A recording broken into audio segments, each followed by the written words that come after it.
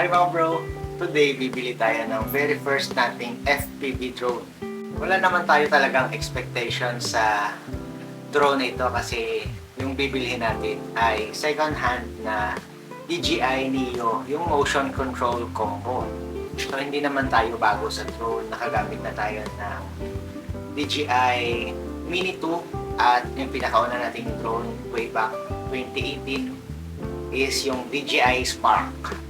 Yun yung mga compact drones ng DJI. So ngayon, itatry natin yung merong goggles. Nasanay tayo sa Google. Yung merong goggles na budget offering goggles din ng DJI. Yung DJI goggles N3. Tsaka yung motion controller 3 ng DJI. Or 3 na ba yung motion controller? Basta, tingnan na lang natin. So, bakit mo gugustuhin na DJI Neo at bakit motion controller? Siyempre, magsa-start pa lang tayo ng FPV without any experience. So, may kilala kasi ako, my friend tayo, si Paring Kim na FPV pilot. Tapos, meron siyang FPV controller at sa mga research natin kasi kailangan mo mag-simulation sa computer para matuto niyan at kadalasan matagal na process. At somehow, syempre, di natin alam sa future, baka itry din natin yan. Pero somehow yung motion controller kasi beginner friendly talaga. So gusto lang natin itry yung FPV experience kung gaano siya ka-immersive, kung mahuhook ba tayo, kung may purpose ba, kung pwede ba natin magamit sa filmmaking, content creation, sa running, sa biking, sa lahat, sa travels, or yung motion controller ba, magagamit ba natin yung goggles 3 ba, or mas way better na yung drone na lang for follow purposes or sa cellphone na lang for cinematic, diba? So, itatry natin yan lahat during this journey. Sana samahan nyo ako. So, nag-release na nga yung DJI ng pinakaunang 360 nila at interesado tayo, pero nakapag-commit na kasi tayo sa DJI Neo na FPV. So ngayon, kukunin muna natin sa pagbibilhan natin through Facebook Marketplace. Tara!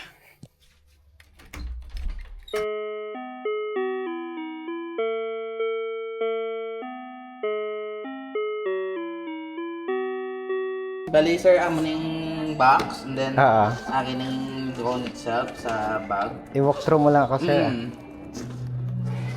So muna yung Neo. Tapos cage naman na siya. Tapos battery with charger, tatlo bilog. Amo ng iyang indicator.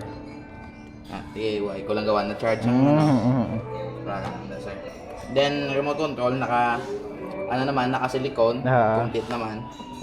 Then the Google itself, mo naman siyang iyang view. Tapos ang mag-adjust kasi yabel sir.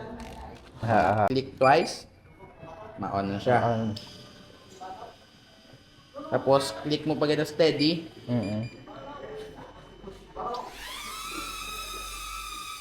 Okay. So, once ma-click mo na gamay, maliko-liko na siya. Ma-follow na siya sa sa direction. Okay. Gamay lang na siya man. Tapos kung click mo sa tudo, ma-direction na siya diyan. Depende sa imo nga control sa ano. Kung sige sir, try mo, easy.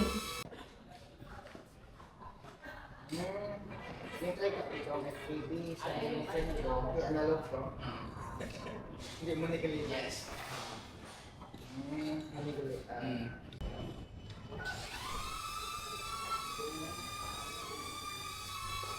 Dito to mo kaya may ayaw mo liko-liko.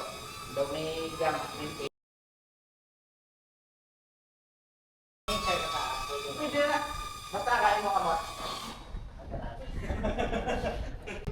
So, yun na nga mga bro, nabili na natin yung DJI Neo na motion controller at wala naman siyang defects or whatsoever. Kasi nga professional na videographer naman yung nakausap natin, nabilhan natin. At almost new naman siya in almost perfect condition. Tsaka madami tayong freebies. Alright. Mga bro, sa video ito ay wala muna tayong tutorial kasi bibili pa lang tayo ng second hand na FPV drone which is yung DJI Neo. Ito ay about sa impression ko lang at thoughts bakit ako bumili ng FPV drone at kung ano ang future nito sa mga susunod na video. Yun na nga mga bro, kinuha na natin itong DJI Neo na FPV motion controller combo. Napakasaya natin kasi more than half lang ng price yung binayaran natin. Meron na tayong carrying box, meron pa tayong ND32 na libre. Meron din siyang dalang yung mga case for DJI Neo na freebies. Meron na rin silicone cover itong motion controller natin.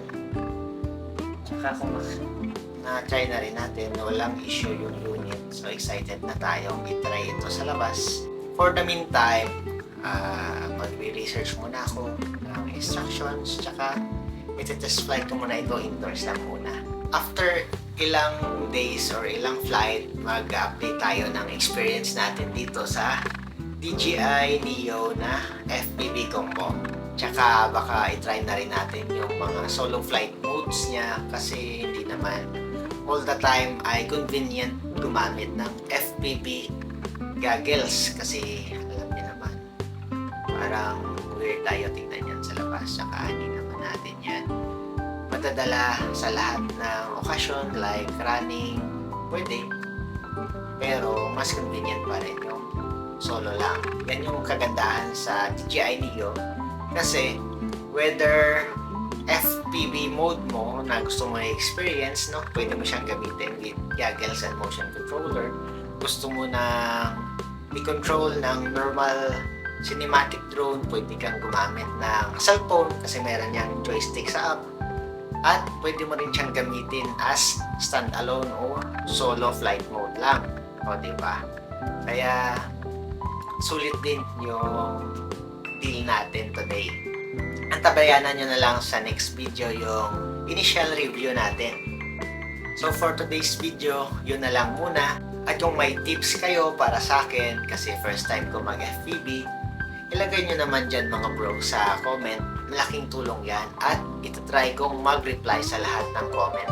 Kung may katanungan kayo sa unboxing ko or kung ano yung mga thoughts ko sa pagbili nito, i-comment nyo na rin dyan. At see you sa next video natin.